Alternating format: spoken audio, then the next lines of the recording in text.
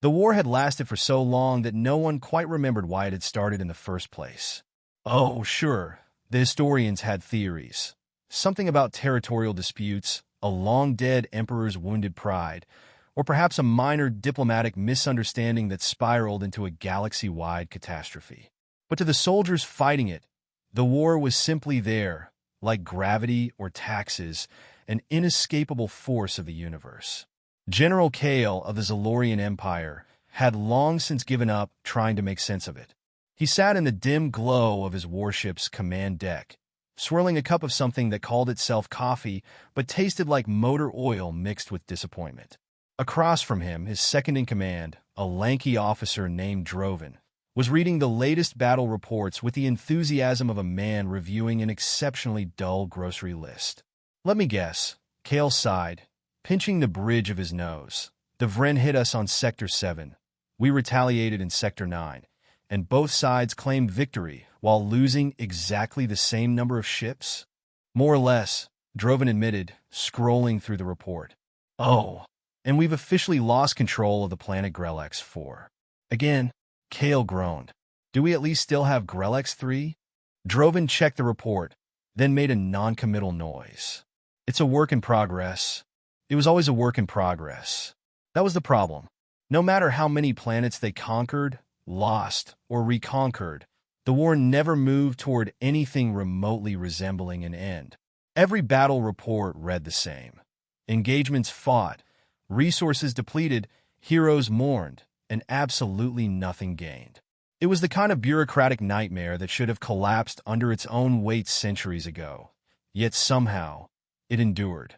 On the other side of the war, Captain Lyra of the Vren coalition wasn't faring much better.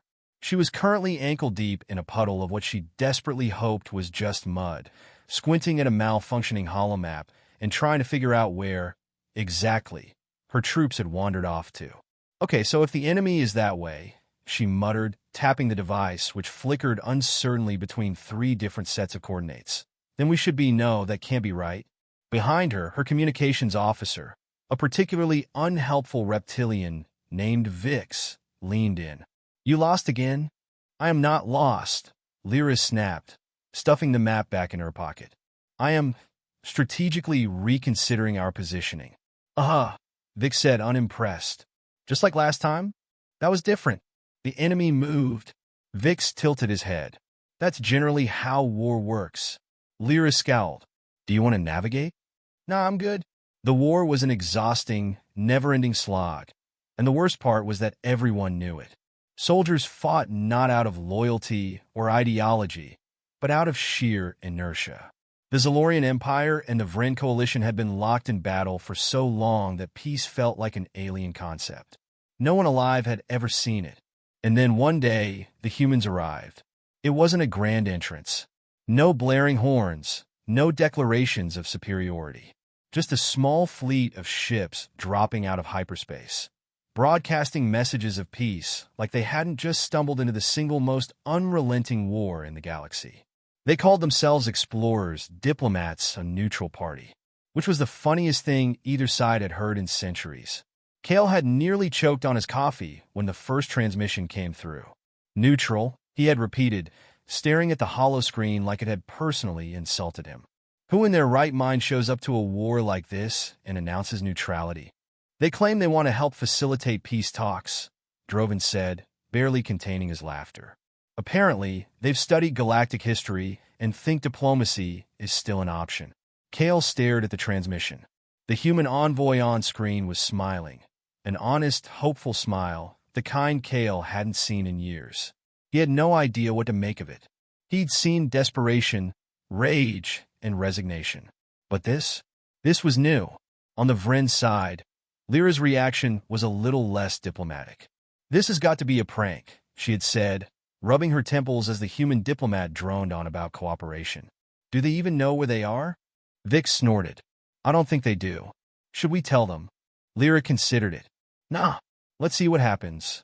The humans, undeterred by centuries of bloodshed, began reaching out to both sides, offering mediation and negotiation tactics. At first, no one took them seriously. But then, something strange started happening. They asked questions, dangerous questions. Why are you still fighting? A human historian had asked a Xalorian officer during a casual conversation. The officer had opened his mouth to reply, only to realize that he didn't actually have an answer. Then came the battle simulations. Humans introduced concepts the galaxy had never considered. Flanking maneuvers that seemed to defy logic, supply chain management that prioritized efficiency over brute force, and something called special forces, which apparently involved sending a small team into enemy territory to sabotage key operations instead of just blowing up everything in sight.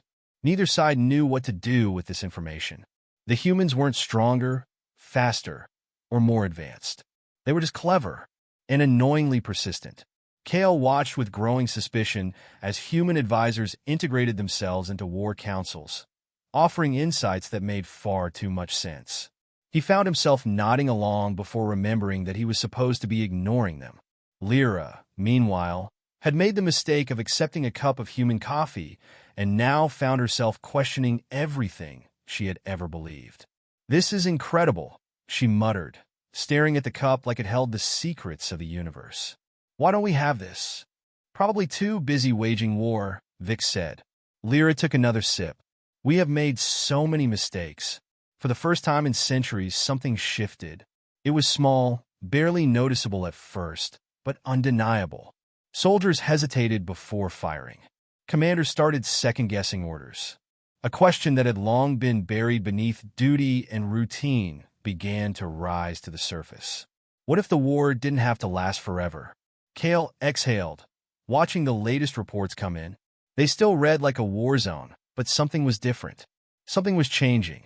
He wasn't sure whether to be hopeful or terrified. Either way, the humans weren't leaving anytime soon. General Kale had seen a lot of strange things in his lifetime. Ships torn in half by gravitational anomalies, entire battalions wiped out by a single miscalculated warp jump, an officer who somehow managed to blow up his own boots during a training exercise, but nothing compared to the sheer absurdity of watching humans teach aliens how to fight. For starters, they didn't fight fair. "Why are you ducking?" Kale demanded, watching a group of human soldiers weave through an obstacle course while his own troops stood like well-trained statues. The human instructor, a lean woman named Captain Hayes, gave him a look like he'd just asked why water was wet. "Because we don't like getting shot?" Kale rubbed his temples. "That's not how war works. It's how winning works," she corrected. "You ever heard of cover?" Kale had heard of cover. His troops had also heard of cover. The problem was that, for centuries, war had been fought with sheer brute force, overwhelming numbers, direct assaults, and the occasional poorly thought-out attempt at diplomacy that usually ended with someone's ambassador getting vaporized. But humans? They fought like they had places to be afterward. On the other side of the war, Captain Lyra was experiencing a similar crisis. "You want me to what?" she asked, staring at the human officer standing in front of her. "Retreat," said Lieutenant Carter, as though the word didn't violate every principle of warfare. Lyra blinked. "I'm sorry, I must have suffered some sort of auditory malfunction, because it sounded like you just told me to run away." "Not run away.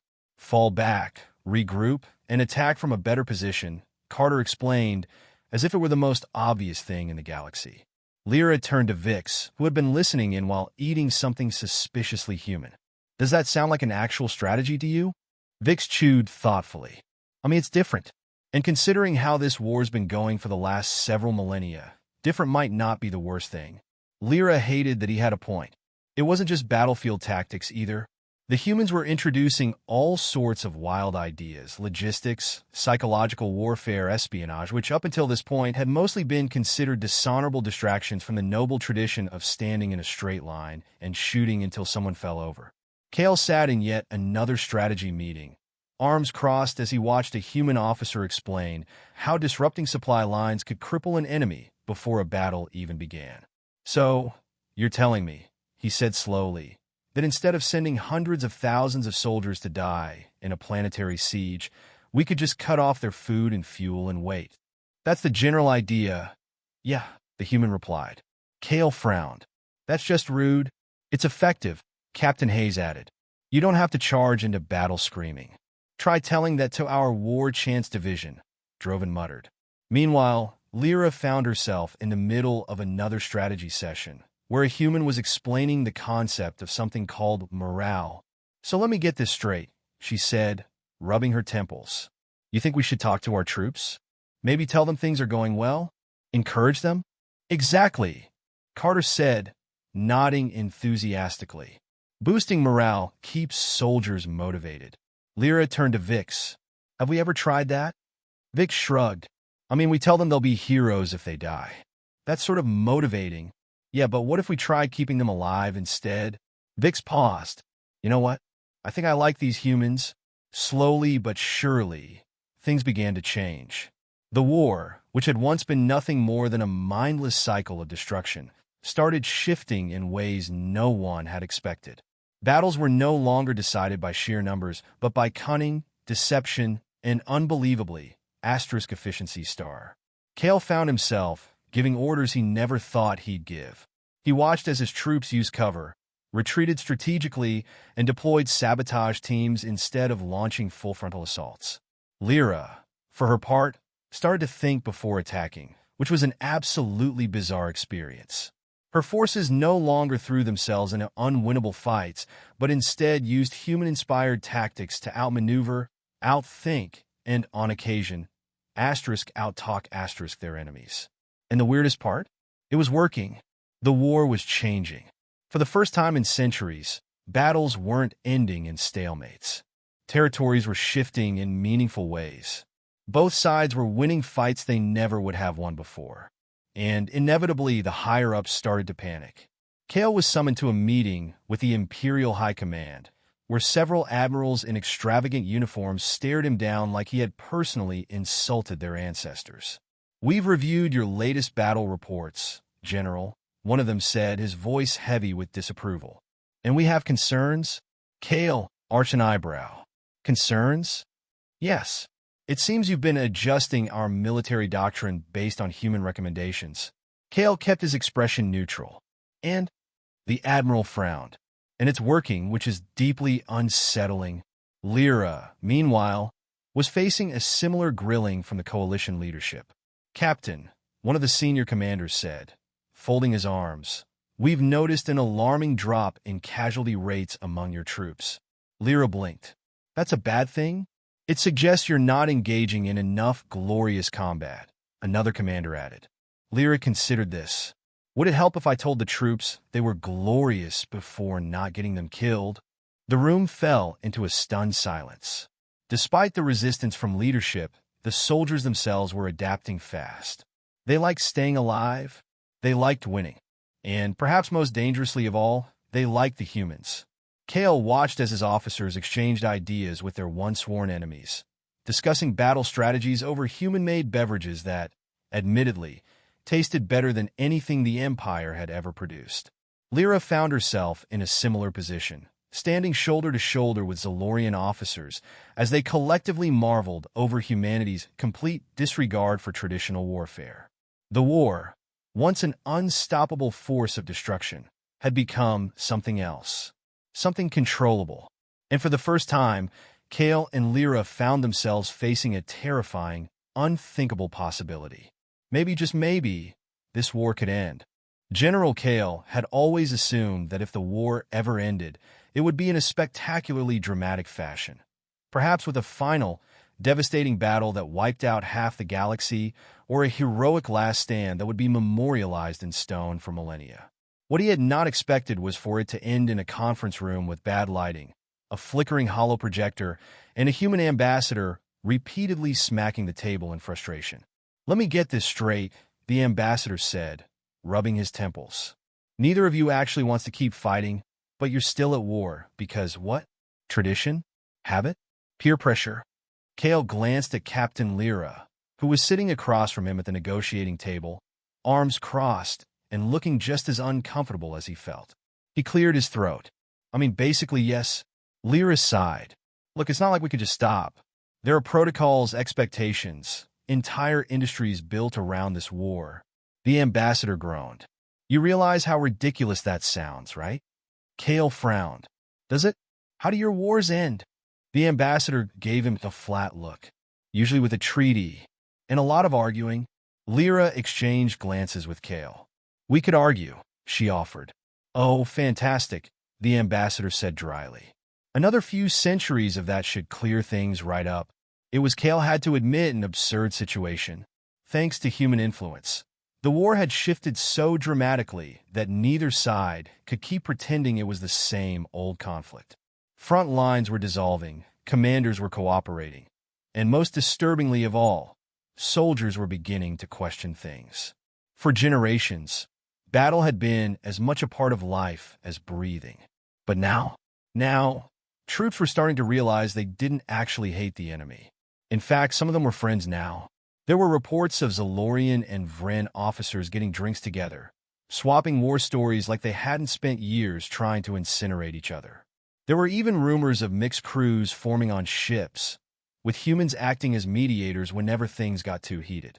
The final straw came when someone, no one was sure exactly who, organized a massive, unauthorized cross-faction soccer game on a neutral planet.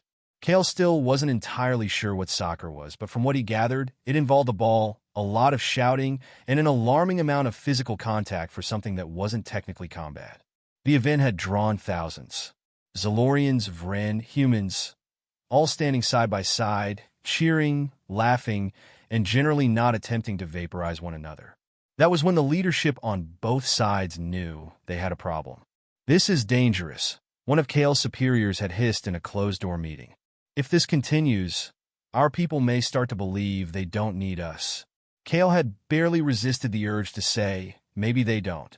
Across the war zone, Lyra was facing similar concerns from her own commanders. The troops are losing their edge, one of them grumbled. They're fraternizing with the enemy. Lyra shrugged. Well, technically they're playing soccer. If they start exchanging recipes, then I'll be worried. But the truth was, she wasn't worried. For the first time in her career, she had seen something she never thought possible, a future without war. Of course, peace wasn't as simple as shaking hands and calling it a day. There were logistics to sort out, treaties to draft, and a truly staggering amount of paperwork. There were planets that had changed hands so many times that no one was entirely sure who they belonged to anymore. Whole industries had been built around perpetual war. What would happen when the fighting stopped? And then there were the warlords. Not everyone was thrilled about peace. There were those who thrived on conflict, who had no interest in negotiation, who saw the human-led efforts as nothing more than an attack on tradition. It all came to a head when one particularly militant faction attempted a coup, launching a surprise attack on what was supposed to be the final peace summit. Kale, Lyra, and a handful of human advisors found themselves barricaded inside the conference hall as explosions shook the walls. Well, this is ironic, Lyra muttered, checking her weapon. We come here to stop the war, and now we're back to getting shot at. Kale peered around the corner, assessing the attackers. You think this counts as a setback? Oh, definitely, Lyra said. On the bright side, we can test all those fancy human tactics in real time. The humans in the room gave her matching looks of exasperation. A chaotic battle erupted inside the hall, with humans, Xalorians, and Vren fighting side by side against the remnants of the old regime.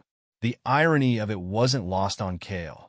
Here they were, former enemies now defending each other against those who refused to let the war go. The fighting was brutal, but short. The coup collapsed faster than anyone expected. The warlords had underestimated just how many of their own troops had switched sides. It turned out, once people got a taste of peace, they weren't eager to give it up. When the smoke cleared, Kale found himself standing beside Lyra, both of them surveying the ruined conference hall. So, Lyra said, does this mean we win? Kale huffed a quiet laugh. I think it means we finally get to stop playing. And so, the war that had lasted for centuries, longer than any written record could fully detail, ended, not with a bang, but with an exhausted sigh of relief. The treaties were signed.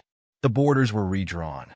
The galaxy, once defined by endless conflict, hesitantly stepped into an unfamiliar, unsettling new era, peace. No one knew exactly what that would look like.